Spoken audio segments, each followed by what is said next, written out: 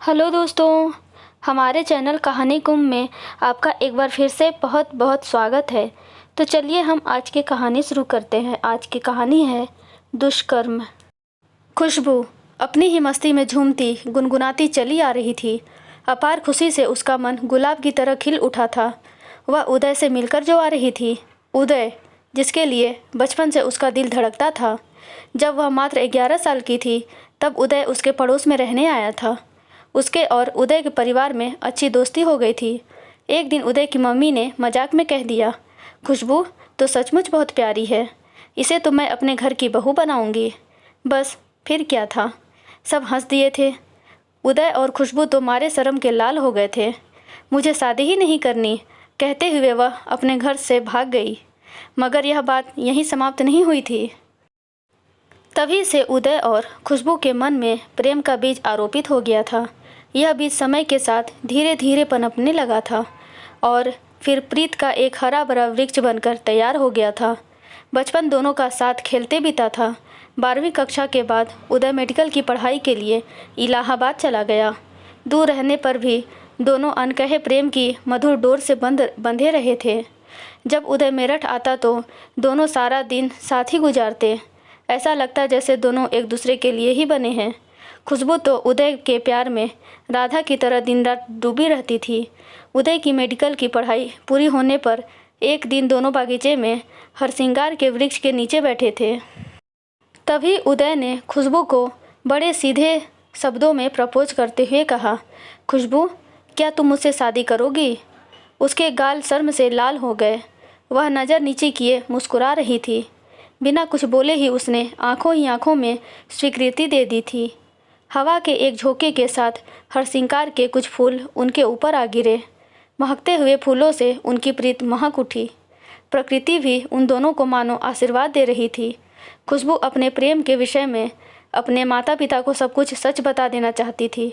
उसे पूरी आशा थी कि उसके माता पिता भी उसके निर्णय से बहुत खुश होंगे, क्योंकि उदय था ही इतना प्यारा और व्यवहार कुशल।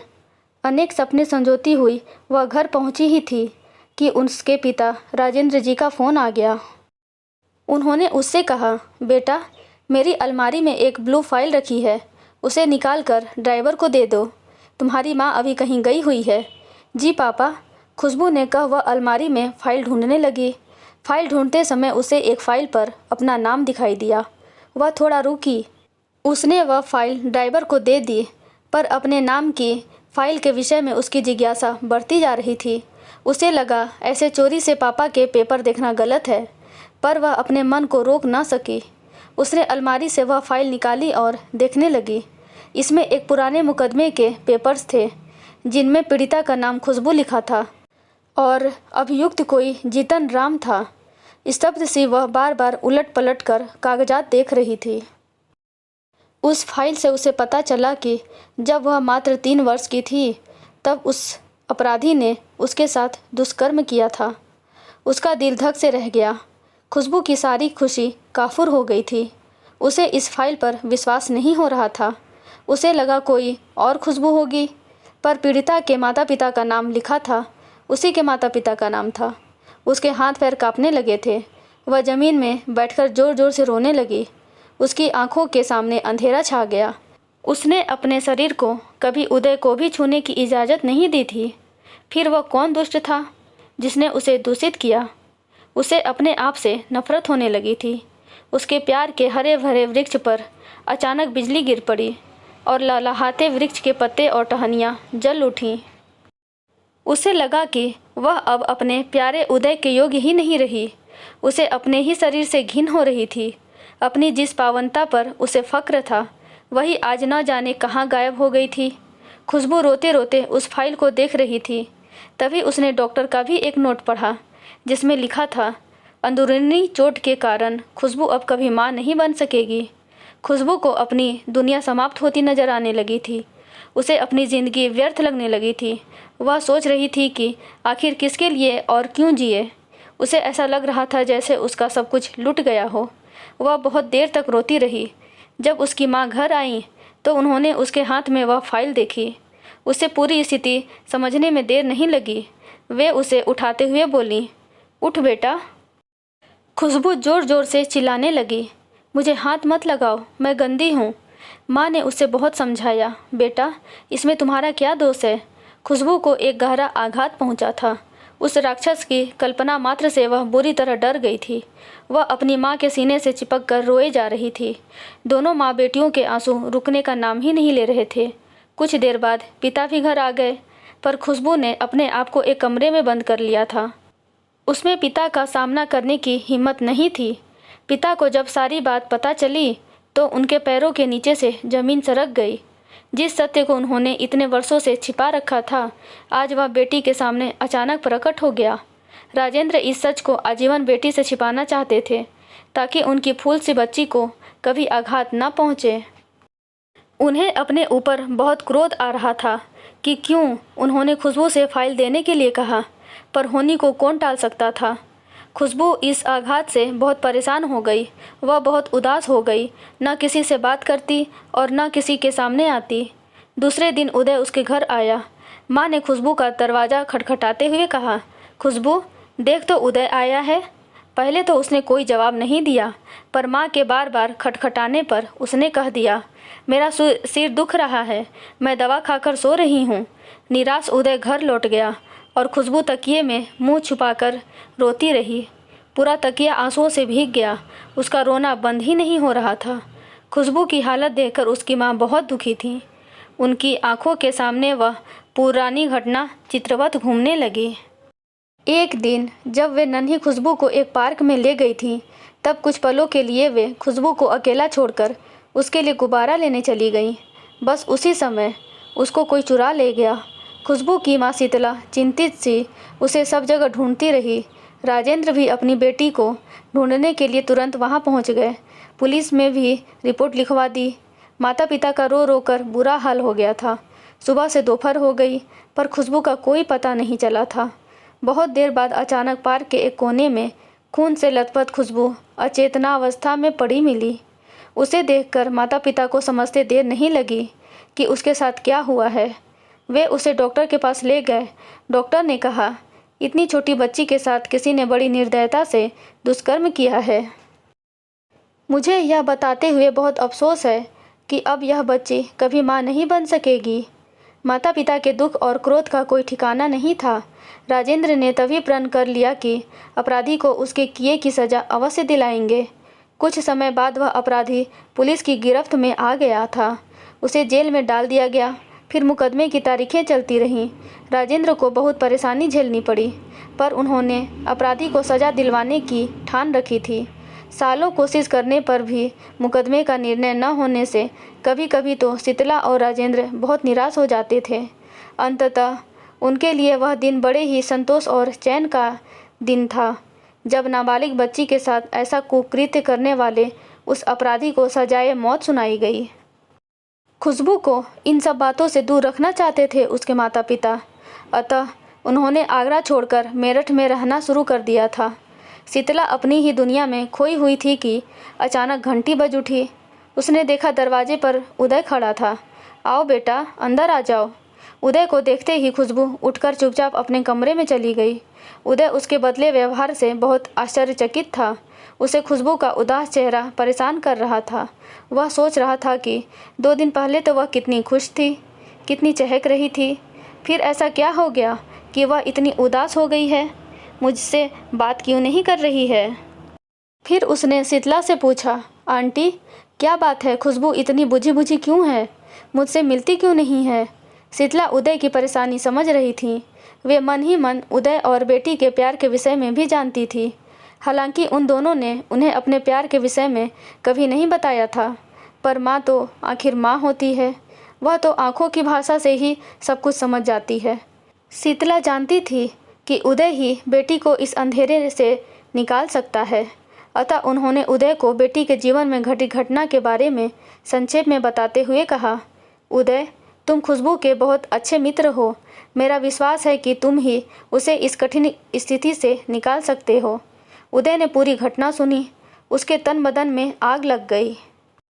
उसकी जान खुशबू के साथ यह कैसा वहसीपन। उसने अपने आप को संयत करने का प्रयास किया। वह खुशबू से बात करने की कोशिश करने लगा, पर वह तो अपने कमरे से बाहर ही नहीं निकलती। वह 1 महीने तक कोशिश करता रहा। खुशबू के माता पिता भी उसे समझा समझा कर परेशान हो गए, पर उसे उस सदमे से बाहर लाने में असमर्थ रहे। डिप्रेशन बढ़ती ही जा रही थी।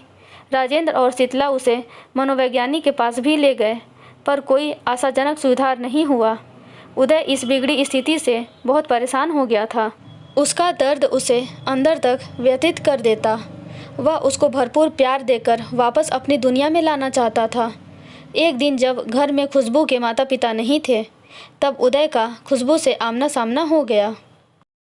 उदय ने उसका हाथ पकड़ लिया, बोला, खुशबू प्लीज़।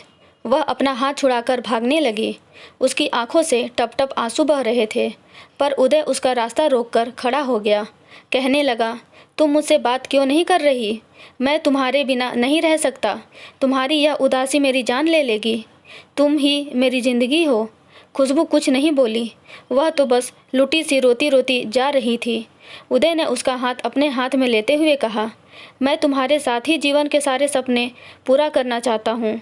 तुम्हारे बिना तो मैं ज़िंदगी की कल्पना भी नहीं कर सकता। खुशबू फूट फूट कर रोने लगी। उदय, मैं तुम्हारे काबिल नहीं हूँ। किसी के गंदे हाथों ने मुझे। उदय ने उसके मुंह पर हाथ रख दिया और कहने लगा, बस खुशबू, कुछ मत बोलो। मुझे सब पता है।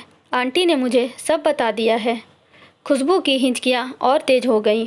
वह उदय को फटी फटी आंखों से देख रही थी। फिर बोली, मैं तुम्हें कुछ नहीं दे सकती। मैं माँ भी नहीं बन सकती। मेरा जीवन बेकार है। प्लीज़ मुझे भूल जाओ। अपनी दुनिया नई बसा लो। उदय ने उसे एक प्यार की झप्पी दी और कहा, मुझे कुछ नहीं चाहिए। अगर तुम मेरे साथ हो तो दुनिया की सारी खुशियाँ मेरे साथ हैं। क्या तुम मुझे अपने से अलग करके मुझे दुखी देखना चाहती हो? अपनी जान से दूर रहकर मैं कैसे ज़िंदा रह पाऊँगा? खुशबू उसके पास खड़ी रोती रही। फिर बोली, तुमसे शादी करके मेरा मन मुझे कचोटता रहेगा। मुझे हमेशा ऐसा लगेगा जैसे मैंने तुम्हें झूठी पत्तल दी। मैं अपवित्र हूँ। उदय ने उसे समझाते हुए कहा, तुम कैसे अपवित्र हो सकती हो? अपवित्र, मक्कार, दुष्ट तो वह राक्षस है जिसने तुम्हारे साथ यह दुष्कृत्य किया था। वह दुष्ट जिसने शिशु कन्या को भी नहीं छोड़ा, वह सबसे बड़ा दानव है। तुम अपने को क्यों कोस रही हो? तुम परम पवित्र हो। ये सब तुम मुझे झूठी सांत्वना देने के लिए कह रहे हो ना? मुझे तुम्हारी दया नहीं चाहिए। अब तो मैं तुम्हें बच्चा भी नहीं दे सकती। तुम्हें तो बच्चे इतने पसंद हैं। खुशबू ने तीखे स्वर में कहा। उसकी आंखें रोते रोते लाल हो गई थीं। उसकी कुछ समझ में नहीं आ रहा था कि उसका भविष्य क्या होगा। उदय ने उसे पुनः समझाया, तुम चिंता मत करो। हम कोई बच्चा गोद ले लेंगे या फिर सैरोगेट मदर से बच्चा पैदा कर लेंगे। आज के विज्ञान के युग में बहुत कुछ संभव हो सकता है। हम माता पिता जरूर बनेंगे। बस तुम मेरी खुशी के लिए पहले जैसी बन जाओ। मैं तुम्हें ऐसे उदास नहीं देख सकता। अंकल और आंटी भी कितने परेशान हैं। प्लीज़ तुम अपनी सोच बदलो। मुझे अपनी पहले वाली हंसमुख, चुलबुली, प्यारी सी खुशबू चाहिए। अपनी खुशबू से मिलने के लिए मैं बेचैन हूँ। उदय कई दिनों तक खुशबू को समझाता रहा। उदय घर आता, फिर शीतला से पूछता, आंटी, मैं खुशबू को अपने साथ घुमाने ले जाऊँ?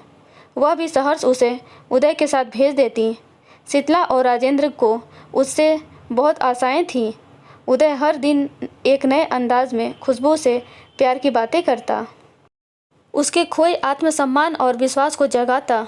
उसमें प्रेम की भावना के प्राण फूंकता। धीरे धीरे उसका प्रयास रंग लाने लगा। समय बदलने लगा था। उनके प्रेम के वृक्ष पर आत्मसम्मान और विश्वास की कोपलें फूटने लगी थीं।